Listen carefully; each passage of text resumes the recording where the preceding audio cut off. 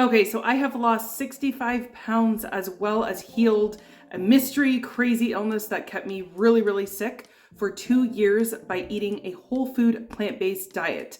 If you're curious as to exactly what happened and exactly what I did, then I already made a video discussing that, so I can have that posted in my description box below. But today I'm going to be talking about 5 of my favorite foods that I eat for health and for weight loss. Now, if you're currently in need of some more oil-free, whole food plant-based recipes for both health and weight loss, then be sure to check out my weight loss recipe ebooks. I'm having a crazy sale right now, 50% off of my regular ebooks and 70% off of my combo package where you get both of my ebooks in one. So to check out those books, the link will also be posted in my description box below. All right, so my number one food I want to talk about are potatoes. So, as most of you know, following a whole food plant-based diet, starch is the center of our plate. Now, while there are a lot of other really fantastic starches within the whole food plant-based diet, I just find that potatoes are the most satisfying. Well, next to beans. I do love beans, but I feel like potatoes you can eat a lot more of and are a little bit more gentle on our digestive system. And they've actually been ranked the #1 food for satiety. So I would say for me, it's a really close one between beans and potatoes, but I've definitely jumped on that potato train and eating a heck of a lot more potatoes these days. And just a little tip, while I do love some, delicious air-fried potatoes, I have been eating a lot of them boiled. Why? Because it retains that water content and it actually allows you to eat more with a lesser calorie density. Seriously, don't underestimate the satisfaction level of just a simple boiled potato. Slap some salt and pepper on that or, one of your favorite dressings or sauces, and it's really, really delicious. So you can also make them advanced. So I really like that as well. Sometimes I just boil a bunch of them and have them in my fridge ready to go. You can eat it as is or even throw it into a whole new meal entirely. So potatoes are a #1 food that I'm eating right now. Okay, so number 2, non-starchy veggies. People, they are 100 calories per pound. Do you know how much a pound of food is? Do not underestimate the power of non-starchy vegetables in your weight loss journey.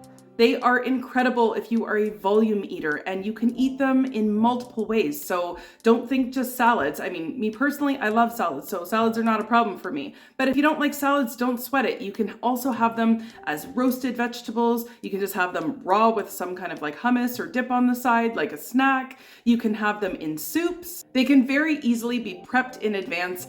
And most importantly, you can use them to preload. And that just simply means eating a lot of these non-starchy vegetables before your main meal because it's going to take that hunger edge off. It's going to give you more volume in your stomach to feel fuller. And then you finish off your meal with some delicious starch and I'm telling you, you will stay full for hours. I am a volume eater and I do not restrict the amount of non-starchy vegetables. I promise you, you do not have to worry about it. They are so low in calories that you can eat them in abundance any time of the day, any time of the night, and you are not gonna have to worry about them affecting your weight loss. Okay, so that brings us to number 3, fruit.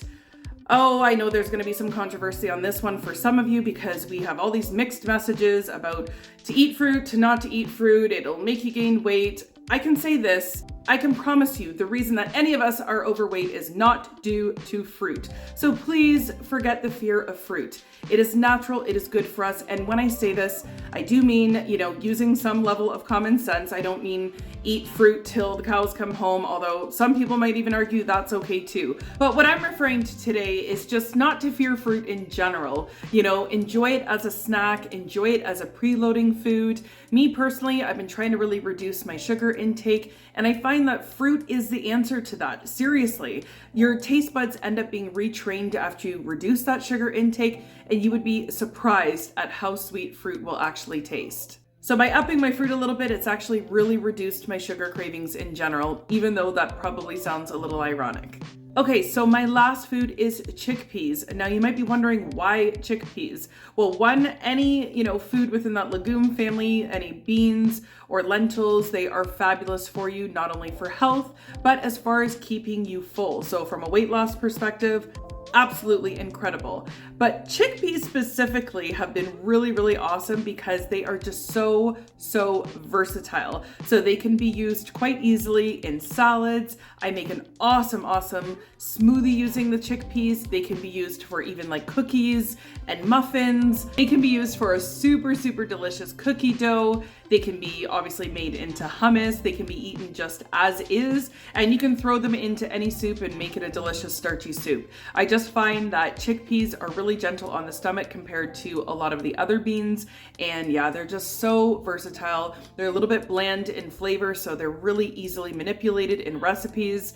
I love chickpeas, and I always have a ton made. I usually just make them in my Instapot and then keep them in my fridge until they can't stay in the fridge, and then I move them into my freezer. But you will always find chickpeas in this house.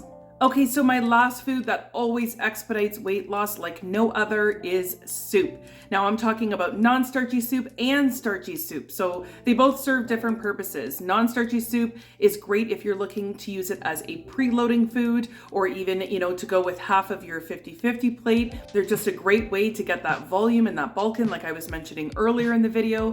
And then you have a starchy soup that is a one and done meal. So, you've got everything in the same bowl and you're just good to go.